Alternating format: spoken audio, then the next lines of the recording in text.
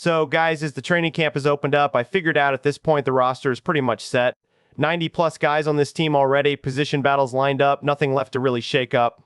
But just hours ago, right before camp opens, the Giants went out and worked out 18 players, and out of that group, 2 of them actually walked away with a roster spot. So, I want to break down who these 2 guys are, why the Giants moved on them specifically out of 18 options, and what it actually says about both of those position groups heading into camp. What's up, Big Blue? Welcome to the NFL Playbook Giants. If you're new here, don't forget to hit that subscribe button. So, let me get into the first name, because this one actually connects straight to something that's been sitting quietly on this roster for a couple weeks now. The Giants signed a rookie tight end out of Iowa State, and that's Tyler Moore. Now, this guy went undrafted back in April, and honestly, he wasn't exactly lighting it up as a receiver in college. 7 catches for 118 yards this past season. That was actually his best year at Iowa State.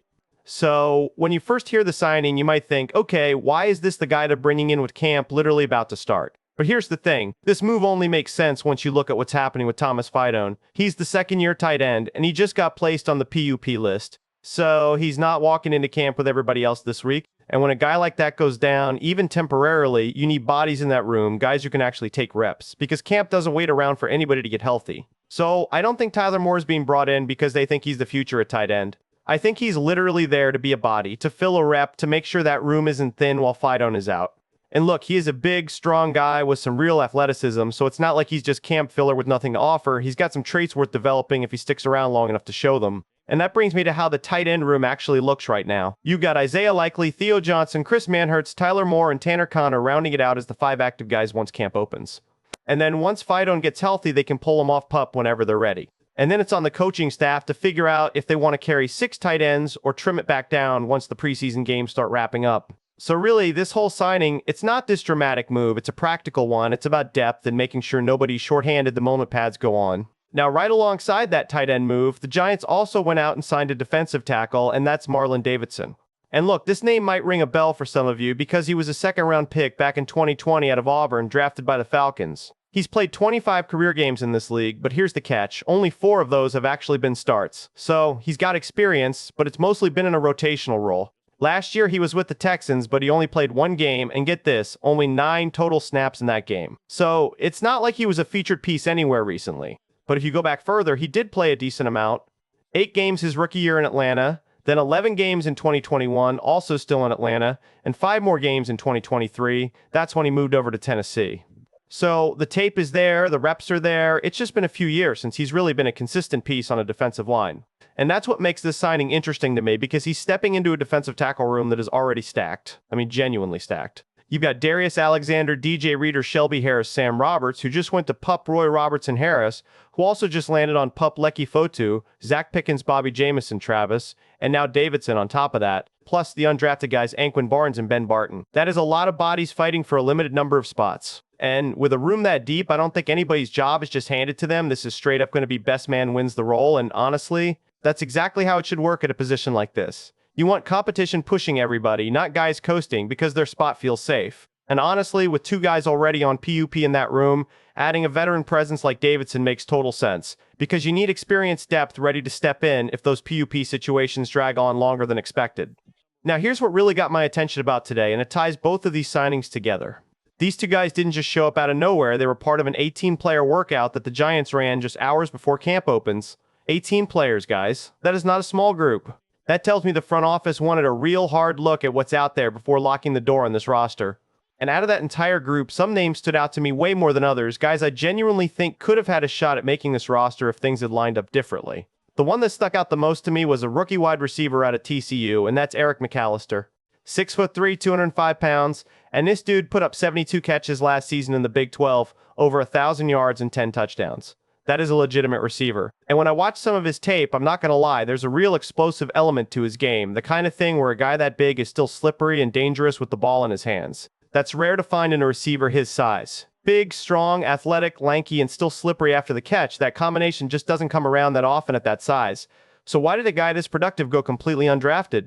A couple of reasons. He broke his foot at his pro day, which obviously scares teams off right before the draft.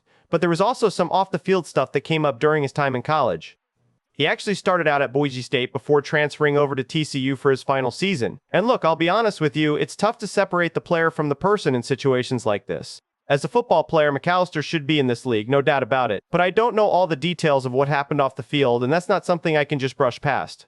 The Giants clearly did their homework before bringing him in for this workout, so I trust they know more about the full situation than we do from the outside. But purely from a talent standpoint, this is a guy who should be getting real looks around the league, and I wouldn't be shocked if the Giants keep that line open even after today. Now shifting over to another name from that workout group, Kenneth Murray Jr. This is a guy some of you probably remember, a really high draft pick out of Oklahoma back in 2020. Last season he was with the Cowboys, and he put up 81 tackles, 4 tackles for loss, 3 quarterback hits. Still only 27 years old too, so he's got a lot of football left in him.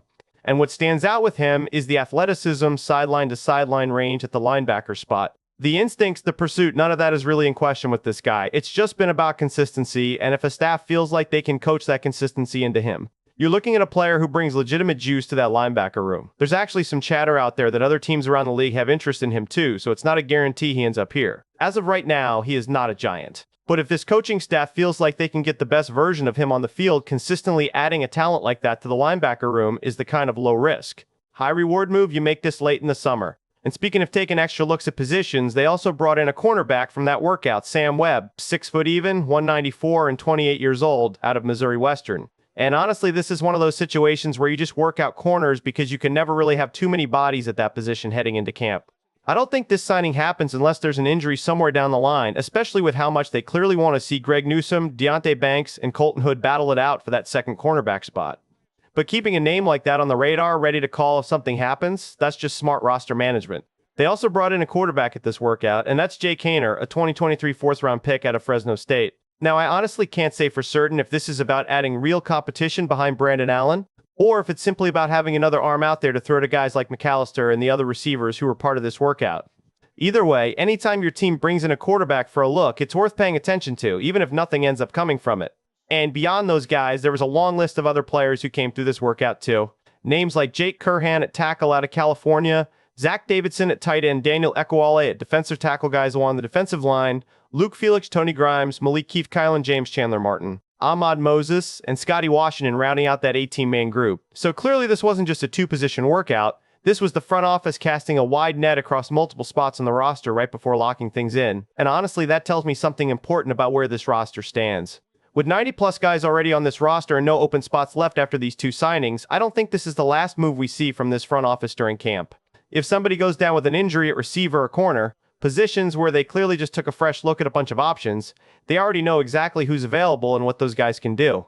That's the real value of running a workout this big this late. You're not scrambling if something happens, you already did the homework, you already got eyes on the guys who could step in. So that's where things stand with the Giants right now. 2 moves that look small on the surface, but really tell you a lot about how this coaching staff is managing depth heading into camp. Tyler Moore fills a real need at tight end with Fidone sidelined, and Marlon Davidson adds experience to an already crowded tackle room. And with 18 players getting a fresh look today, I don't think this front office is done keeping their options open once camp actually gets rolling.